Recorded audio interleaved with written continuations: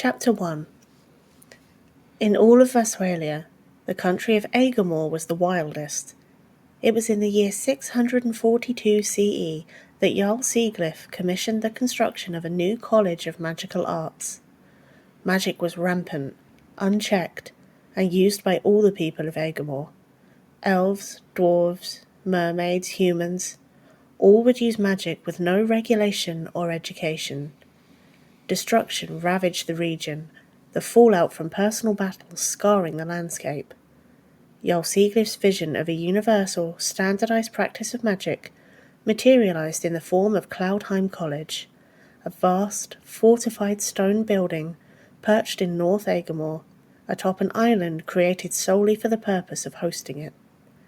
The college allowed the most gifted individuals to study, practice, and perfect the magical arts, which Sigurd divided into 5 schools: conjuration, restoration, destruction, alteration, and illusion. The Jarl's men enforced standardization by confronting and arresting magic users throughout Aegomor who refused to attend the college. Now, hundreds of years later, the college trained all who wished to study and stood ever vigilant against rogue magic and the few dangerous lone practitioners. Cloudheim College had become a haven for the teaching and learning of all schools of magic. Its current dean was a relatively young, laid-back practitioner named Chip Fletcher.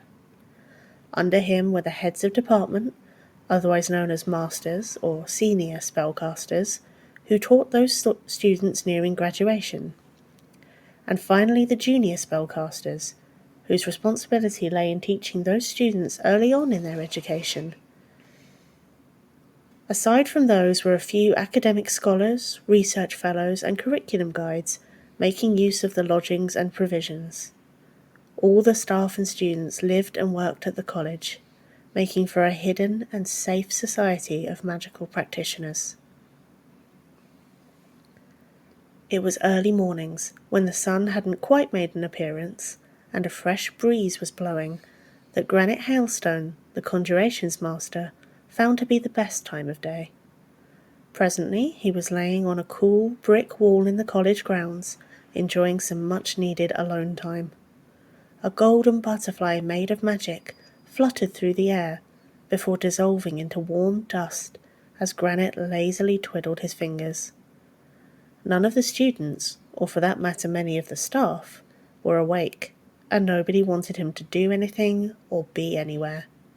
He sighed contentedly and stretched his long, slender limbs out, folding his arms behind his head. It was warm. He smiled, relishing the tickle of the wind ruffling his curls and blowing through his loose shirt. So it was that when he heard his name being called in the distance, Granite couldn't help but groan a little. He turned his head to the direction of the shout to find Azurite Well, the destruction master, walking briskly towards him, and his annoyance melted away. Granite smiled. He and Azurite had been friends for more years than he could remember. Azurite was a small, portly man with red cheeks, a sprinkling of white hair, and a rather blunt demeanour. He was Granite's opposite in many ways. Plump where Granite was slim, brusque where Granite was patient, but the pair agreed with most of life's fundamental issues, and could spend hours in the tavern putting the world to rights.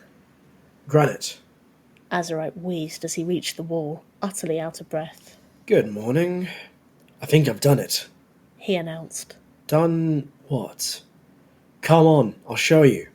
Azurite breathed, his excitement evident despite his exhaustion.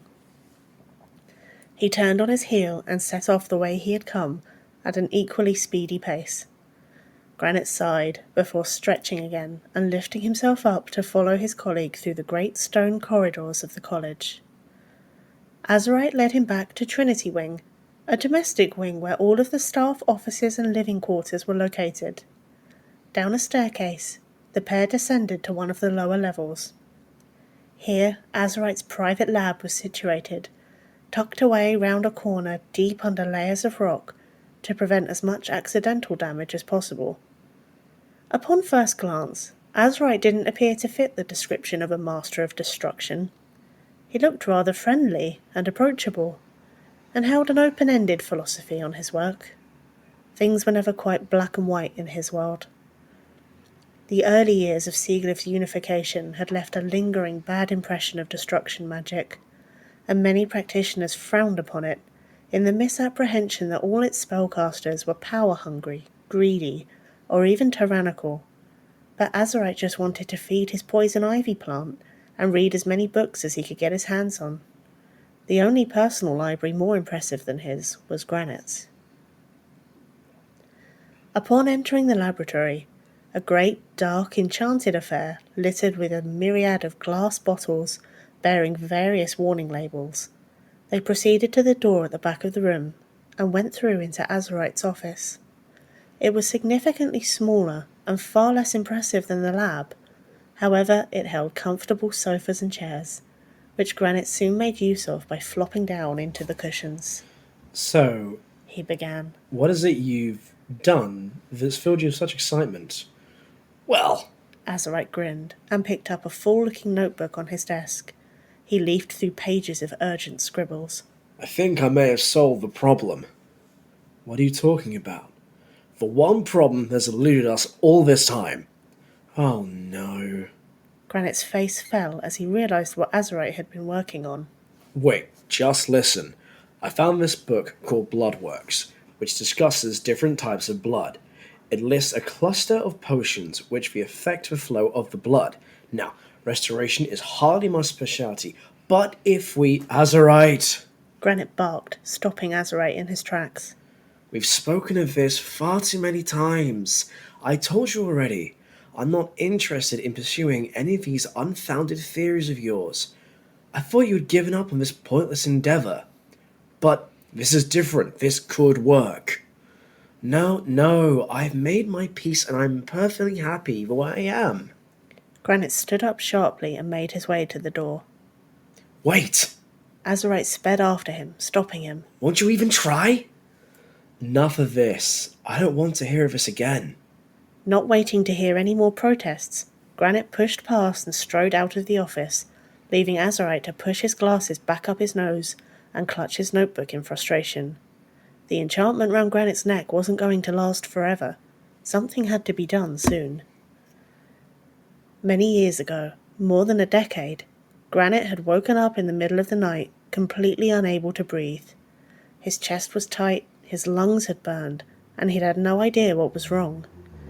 Azurite had been the first to find him coughing up blood on the floor, and had physically dragged him to the college's restoration master, Rubelite Moonstone. Rubelite was a world-renowned practitioner. He had successfully treated every ailment ever brought to him. When Granite was brought to him, however, Rubelite's examination discovered the onset of a disease he had never seen before. It was a disease of the blood, causing the flow to run much slower around the body than it should. So slowly, in fact, that it had almost stopped. Rubelite had tried to expel the disease, but only managed to hold it off a week or so before it returned. He and his team tried for a whole month to get rid of it, but to no avail. Eventually, after some intensive research, Rubelite tried another approach.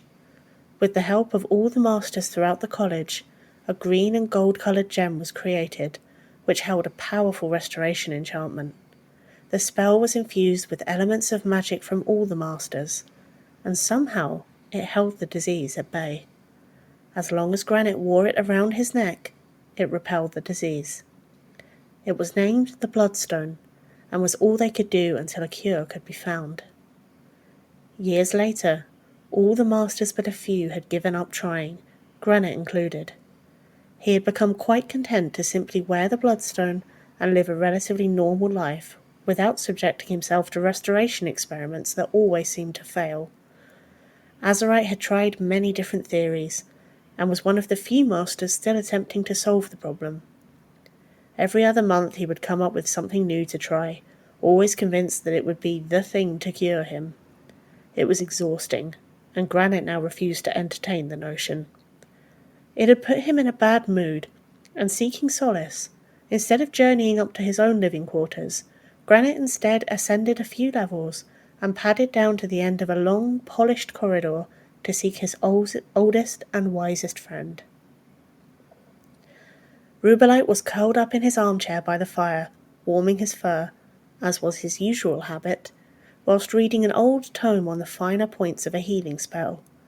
It wasn't that he particularly needed to brush up on his knowledge. His status as a restoration master had proven that his knowledge was impeccable. Rather, he was conducting research for the same project he'd been working on for the past 20 years. Rubelite had once been an Agamorian human, born in the southern regions. He had been a handsome man of 30, with a warm smile and nutmeg skin, travelling through the Agamorian wilderness. During his travels, he became involved in an altercation with an alteration master, the result of which was that Rubelite was cursed. Now he bore the appearance of a black-furred tiger, and he had spent 2 decades trying to find a way to reverse the spell. Aside from Granite's disease, it was the only kind of magic he'd been unable to reverse or cure. They had that in common. Rubelite sighed and smiled, knowing that his peace was about to be interrupted. A side effect of the curse was that Rubelite had been given the gift of psychic visions. They came in fragments, flashes of futures that may or may not happen, and he had no control over them. One of these visions had flashed in front of his eyes, and as predicted, Granite soon came marching into the office.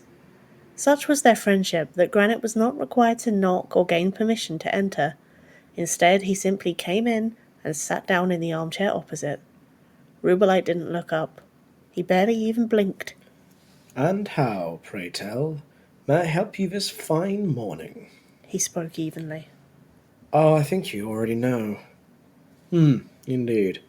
Azurite troubles you again with his persistence in saving your life." The pair locked eyes. "How rude of him." Rubelite grinned, his amber eyes twinkling. Yeah, it's all he wants to talk about lately. I've tried to teach him the lesson that persistence will not yield treasure when there is none to be found, alas. Indeed. Granite paused, his gaze wandering to the window, lost in his thoughts as he observed the sun starting to rise. What troubles you? Are we sure he's wrong? Is the Bloodstone really all there is? Rubelite put down his book and removed his reading glasses, peering at his colleague. Granites, we tried everything, you know this. I'm at the very limit of my understanding of your affliction. You are alive, and you will live for many years yet. Why does this trouble you again? Don't get me wrong, I will always be grateful that you saved my life. I just find myself wondering lately, wondering how long I have left in this world. I've been here 12 years now. This is all I've known. I haven't pursued anything other than conjuration. There hasn't been someone serious since, well... Granite coughed, remembering his past. I just wonder. Your life is not over yet, my friend. You have years, many possibilities. This I can tell you for certain. However, as much as I would like to discuss these wanderings with you, again, our responsibilities await. I'm not due to begin my lectures yet. This is correct. However, the first monthly meeting of this term, which our esteemed Dean, Professor Fletcher, has arranged, will be commencing in 10 minutes. Oh, hells. Indeed. Chapter 2. Chip's monthly meeting was always held in the Grand Hall, the most magnificent space in the college. It was used not only for meetings, but for magical practice, award ceremonies, dances, and numerous other functions.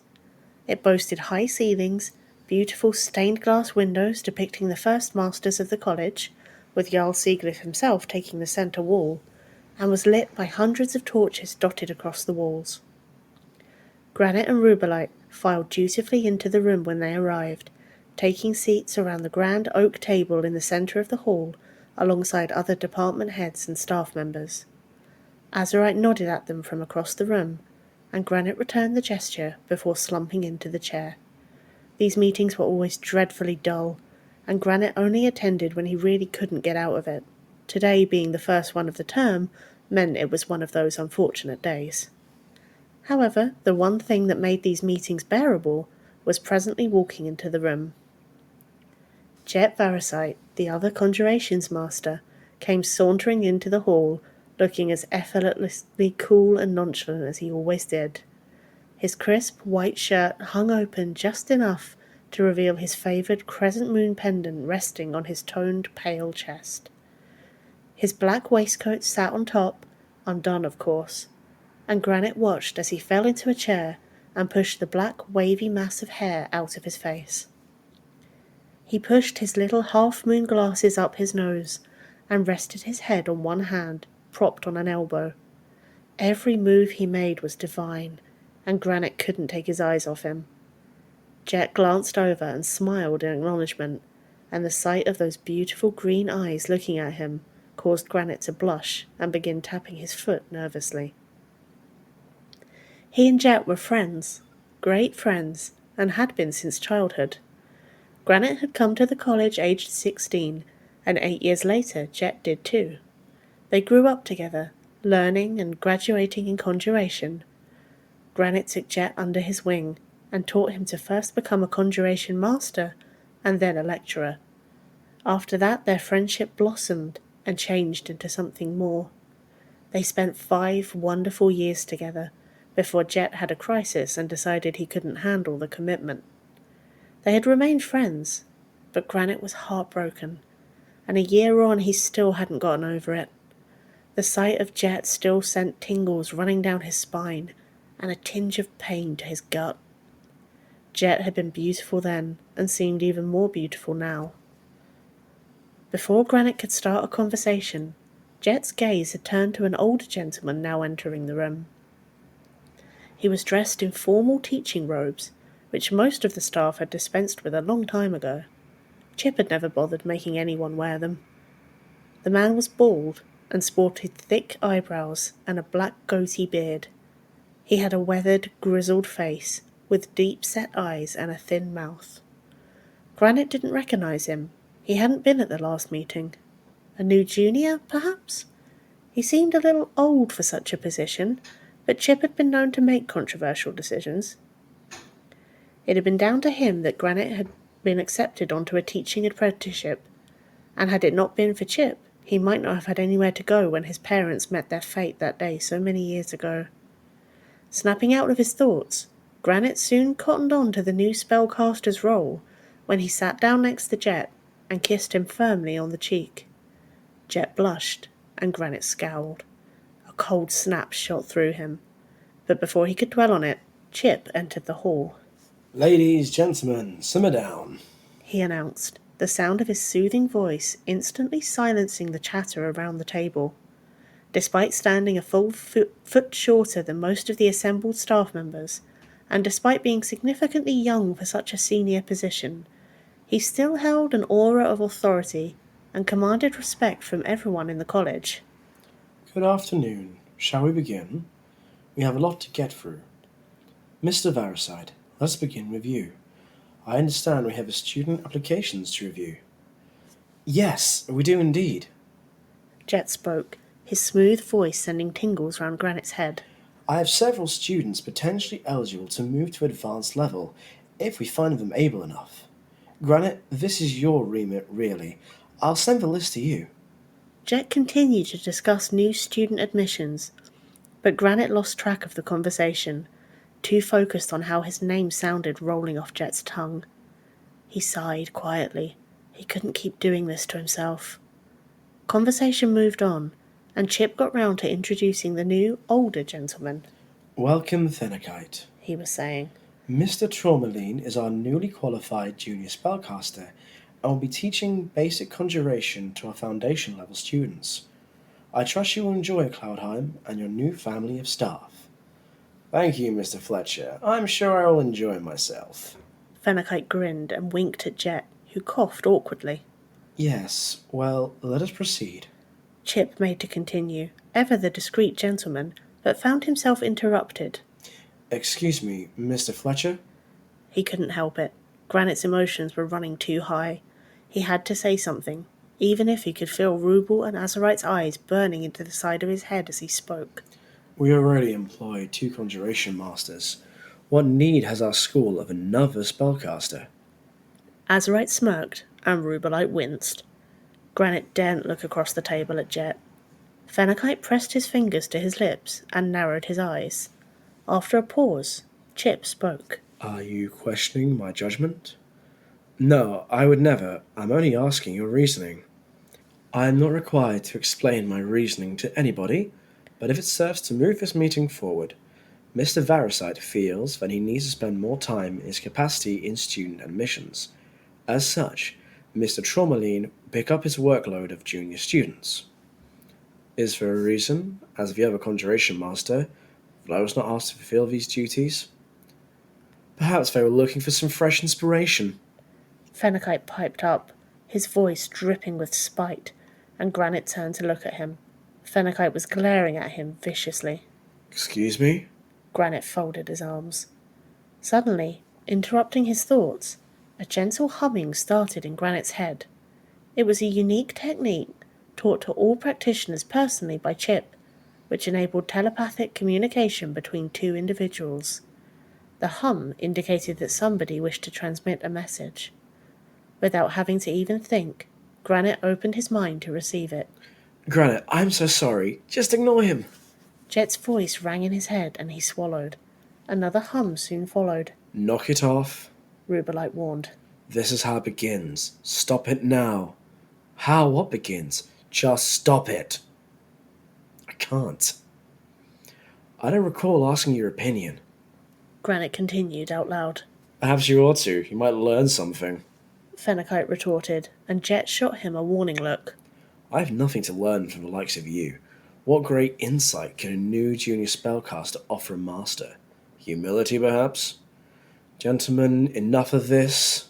Chip interrupted them, bringing the meeting back to order. Mr. Varasite needs the help, and this will be the end of it. Let us move on. Conversation moved on, but Granite didn't remember the rest of the meeting. He spent it glaring at Fenakite, who returned the favour, his expression full of contempt. Later that evening, Granite couldn't sleep. Too many thoughts were swirling round his head, and he just couldn't switch off. He lay on the bed, staring up at his ceiling. He'd enchanted it to look like starlight, but it wasn't helping him to relax. It never had, really, but it gave him something to look at. A soft knock came to the door, and in response, Granite lazily flicked his fingers to open it ajar. Come in. He mumbled, and as Jet gingerly pushed the door open, he groaned. Hey. Jet murmured. Good evening. Can I help you? Oh, come on, don't be like that.